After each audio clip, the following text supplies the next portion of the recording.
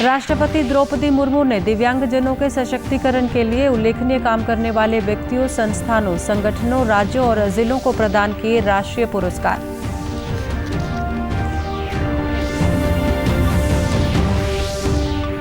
नवनिर्वाचित पंचायती राज संस्थाओं के प्रतिनिधियों के शपथ ग्रहण समारोह में शामिल हुए मुख्यमंत्री। कहा, विकास के मुद्दे उठाने के लिए आयोजित किए जाएं जिला परिषद व पंचायत समिति के सत्र।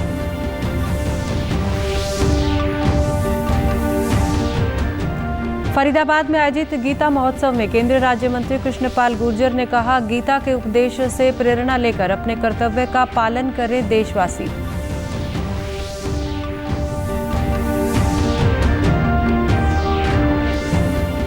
और प्रदेश भर में 2 दिवसीय हरियाणा अध्यापक पात्रता परीक्षा शुरू। करनाल जिले में सभी केंद्रों में शांतिपूर्ण व नकल रहित संपन्न हुई लेवल 3 की पीजीटी परीक्षा। नमस्कार, मैं मंजू सिंधु और अब खबरें विस्तार से। राष्ट्रपति द्रौपदी मुर्मू ने आज अंतर्राष्ट्रीय दिव्यांग दिवस के मौके पर दिव्यांगजनों के सशक्तिकरण के लिए उल्लेखनीय काम करने वाले व्यक्तियों, संस्थानों, संगठनों, राज्यों और जिलों को राष्ट्रीय पुरस्कार प्रदान किए। केंद्रीय सामाजिक न्याय एवं अधिकारिता मंत्री डॉक्टर वीरेंद्र कुमार ने समारोह की अध्यक्षता की। इस मौके पर राष्ट्रपति ने कहा कि पैरालंपिक खिलाड़ियों ने देश का मान सम्मान बढ़ाया है। नई शिक्षा नीति में दिव्यांगों के लिए समान अवसर दिए गए हैं।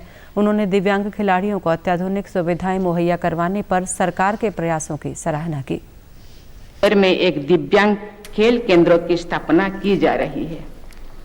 उस केंद्रों में दिव्यांग खिलाड़ियों के लिए शिक्षा के साथ साथ उनके प्रशिक्षण के लिए अत्याधुनिक सुविधाएं होंगी, ताकि वे राष्ट्रीय और अंतर्राष्ट्रीय मंचों पर प्रतिस्पर्धा कर सके। भारतीय संस्कृति और परंपरा में डिसेबिलिटी को ज्ञान अर्जन और उत्कृष्टता प्राप्त करने में कभी भी बाधा नहीं माना गया है। केंद्र सरकार ने देश के विभिन्न हिस्सों में अत्याधुनिक सुविधाओं से lace 14 cross disability intervention centres स्थापित किए हैं। मुझे आशा है कि राज्य सरकारें भी इस पहल से प्रेरणा करें और बचपन में ही दिव्यांगता की पहचान करने तथा उसे पूरी करने के लिए अपने अपने राज्यों में इसी तरह की सुविधाएं उपलब्ध कराएंगे। प्रधानमंत्री नरेंद्र मोदी ने अंतर्राष्ट्रीय दिव्यांग दिवस के मौके पर दिव्यांग व्यक्तियों की सराहना करते हुए ट्वीट कर कहा कि मैं दिव्यांग बहनों और भाइयों के साहस और उपलब्धियों की सराहना करता हूं। प्रधानमंत्री ने कहा कि सरकार ने दिव्यांगों को सक्षम बनाने के लिए कई कदम उठाए हैं। प्रदेश के राज्यपाल बंडारू दत्तात्रेय ने ट्वीट कर कहा कि अंतर्राष्ट्रीय दिव्यांग दिवस पर मैं सभी से आगे आने और ये सुनिश्चित करने का आह्वान करता हूं कि दिव्यांगों को भी समाज की मुख्य धारा में शामिल किया जाए। आइए मिलकर खुशहाल, मजबूत, स्वस्थ और अधिक समावेशी भारत का निर्माण करें। मुख्यमंत्री मनोहर लाल आज प्रदेश भर में नवनिर्वाचित पंचायती राज संस्थाओं के प्रतिनिधियों के शपथ ग्रहण समारोह में शामिल हुए। मुख्यमंत्री ने सभी पंच, सरपंच, ब्लॉक समिति सदस्यों व जिला परिषद सदस्यों को बधाई देते हुए कहा कि सभी जनप्रतिनिधि बिना भेदभाव के अपने क्षेत्र में विकास कार्य करें। प्रदेश भर में 6200 सरपंच, 60,133 पंच, 3081 ब्लॉक समिति सदस्यों व 411 जिला परिषद सदस्यों ने शपथ ली। मुख्यमंत्री ने कहा कि विधानसभा और लोकसभा सत्र की तर्ज पर जिला परिषद व पंचायत समिति का 1 या 2 दिन का सत्र बुलाया जाना चाहिए, ताकि जनता के मुद्दे उठाए जा सके और विकास किया जा सके।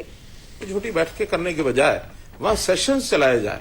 1 दिन का सेशन, 2 दिन का सेशन, जैसे प्रदेश सरकार के सेशन होते हैं, विधानसभा के सेशन होते हैं, लोकसभा के सेशन होते हैं, तो हम जिम्मेवारी के साथ अच्छे काम करने की योजना बनाने के लिए, अच्छे प्रस्ताव पारित करने के लिए जिला परिषद और पंचायत समितियों में सेशन 1 दिन के, 2 दिन के, 1 से अधिक बैठकें करके ये चला सकते हैं। जहां कहीं सत्ता पक्ष विपक्ष अगर कोई ग्रुप बन भी जाते हैं तो भी सबको साथ लेकर के और ये काम हमको करने चाहिए। मुख्यमंत्री ने कहा कि प्रदेश सरकार सर्वसम्मति से चुनी गई पंचायतों को 11 लाख रुपए, सरपंच को 5 लाख, पंच चुने जाने पर 50,000 और ब्लॉक समिति सदस्य व जिला परिषद सदस्य चुने जाने पर 2-2 लाख रुपए दे रही है। जैसे पंचायतें सर्वसम्मति बहुत सी चुनी गई हैं, ग्राम पंचायत सर्वसम्मति से 11 लाख रुपया, सरपंच सर्वसम्मति से 5 लाख रुपया और पंच जितने भी सर्वसम्मति से चुने जाएंगे सबके 50,000 रुपया और पंचायत समिति का सदस्य 2 लाख रुपए, जिला परिषद का सदस्य 2 लाख रुपए ये प्रावधान भी हमने किए हैं ताकि ये पैसा गांव के विकास में सीधा सीधा काम आ सके। और देखिए कितना बड़ा लाभ गांव के लोगों ने इसमें उठाया है। जैसा बताया गया कि 40,000 से ऊपर लोग सर्वसम्मत चुने गए हैं और लगभग 300 करोड़ रुपया ये राशि ग्रामीण क्षेत्र के अंदर इस विकास के लिए उपलब्ध कराई जाएगी।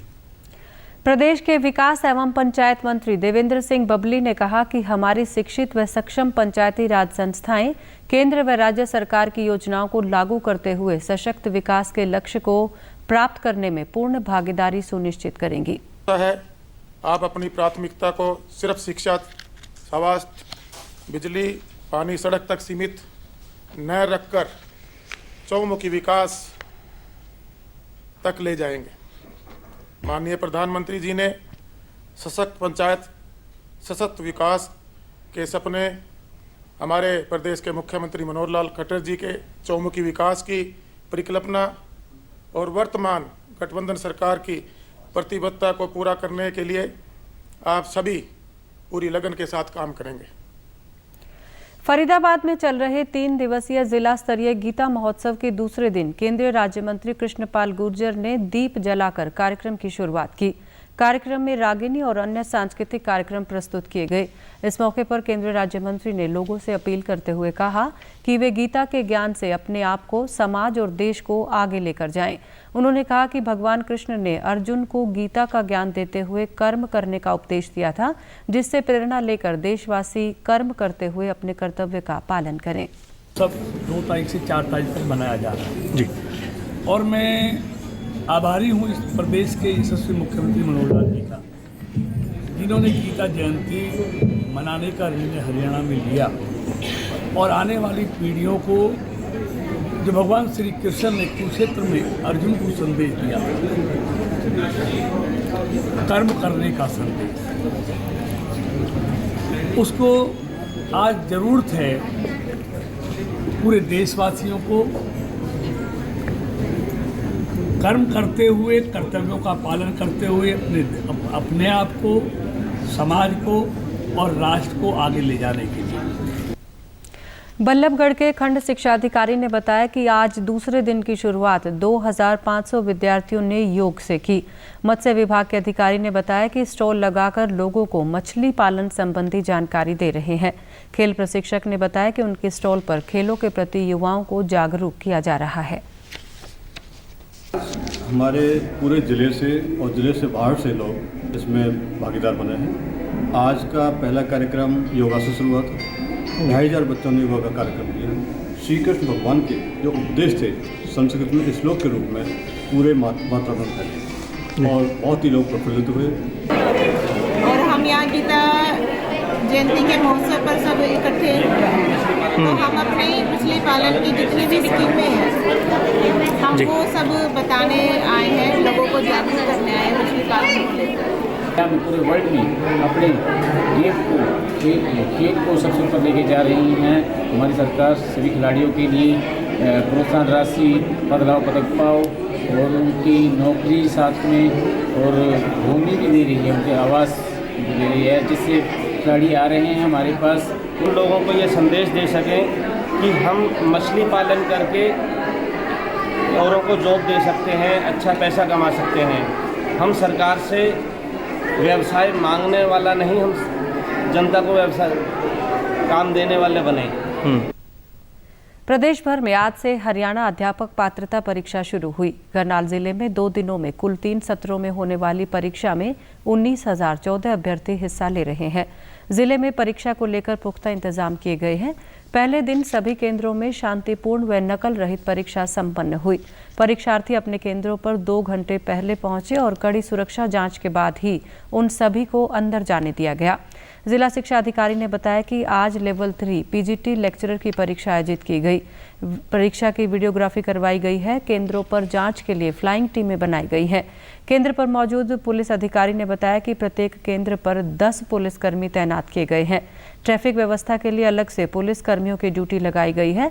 इसके अलावा गड़बड़ी करने वाले असामाजिक तत्वों पर सख्त कार्रवाई होगी। इस पे जिला प्रशासन द्वारा पूर्ण व्यवस्था की गई है। हर सेंटर पर पुलिस की पूरी मुस्तैदी है अलग से डीसी नॉमिनी और बोर्ड नॉमिनी लगाए गए हैं, जो सेंट्रल सुपरिटेंडेंट और चीफ सुपरिटेंडेंट के साथ है ना पूरी व्यवस्था को देख रहे हैं। इसके अतिरिक्त फ्लाइंग्स भी लगाई गई हैं, जो बाहर और अंदर देखेंगे। ड्यूटी मजिस्ट्रेट की नियुक्ति जिला प्रशासन द्वारा उपायुक्त महोदय द्वारा की गई हैं। यहाँ पे सुरक्षा को लेकर सारे इंतजाम है, लैंड ऑर्डर भी मेंटेन रखने के लिए, ताकि जाम वगैरह ना लगे। यहाँ पे ज़्यादा पार्किंग हम अलाउड कर नहीं रहे हैं किसी को। और एक सेंटर पे हमारे पास यहाँ पे 10 पुलिसकर्मी है जी। परीक्षा देने आए अभ्यर्थियों ने बताया कि उन्हें परीक्षा केंद्र तक आने में कोई परेशानी नहीं हुई और प्रशासन द्वारा काफी अच्छे इंतजाम किए गए हैं।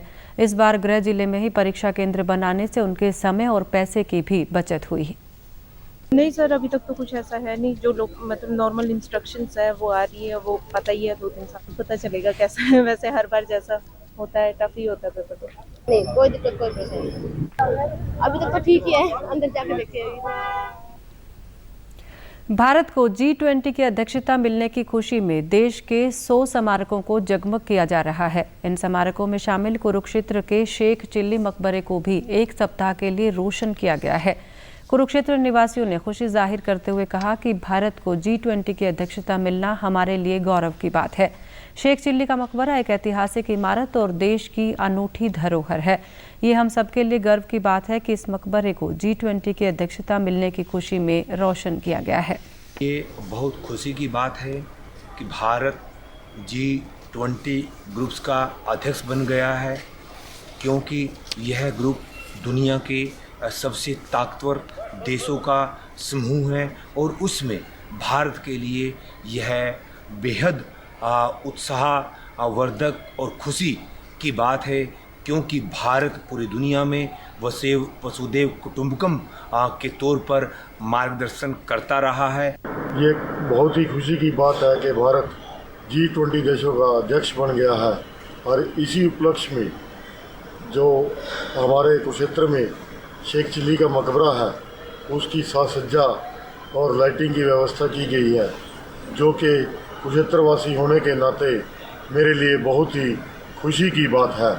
भारत का G20 देशों के ग्रुप का अध्यक्ष बनने के उपलक्ष्य में जो हमारे कुरुक्षेत्र की ऐतिहासिक धरोहर है शेख चिल्ली का मकबरा, इसको लाइटिंग के तहत सजाया गया है, तो हमारे कुरुक्षेत्रवासियों के लिए बहुत ही गर्व की बात है। क्योंकि एक समय अभी ऐसा चल रहा है, ये यहाँ ब्रह्मसरोवर पर गीता जयंती मनाई जा रही है, जिसमें हमारे देश की माननीय राष्ट्रपति महोदय पधारी हैं, लोकसभा अध्यक्ष पधारे हैं और हमारे मुख्यमंत्री भी यहाँ आ रहे हैं। तो सबका आगमन यहाँ हो रहा है। उसी उपलक्ष्य में यहाँ शेख चिल्ली के मकबरे को धरोहर के रूप में सजाया गया है। अंत में इस बुलेटिन के मुख्य समाचार एक बार फिर। राष्ट्रपति द्रौपदी मुर्मू ने दिव्यांगजनों के सशक्तिकरण के लिए उल्लेखनीय काम करने वाले व्यक्तियों, संस्थानों, संगठनों, राज्यों और जिलों को प्रदान किए राष्ट्रीय पुरस्कार।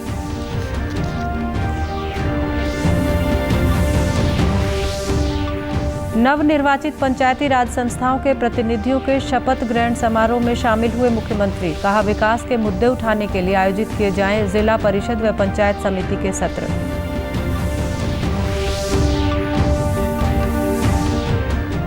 फरीदाबाद में आयोजित गीता महोत्सव में केंद्रीय राज्य मंत्री कृष्णपाल गुर्जर ने कहा, गीता के उपदेश से प्रेरणा लेकर अपने कर्तव्य का पालन करें देशवासी।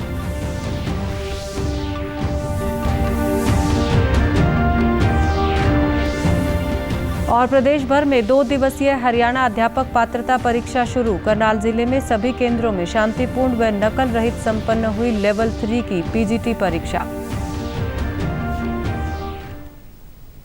समाचारों में आज के लिए इतना ही। नमस्कार।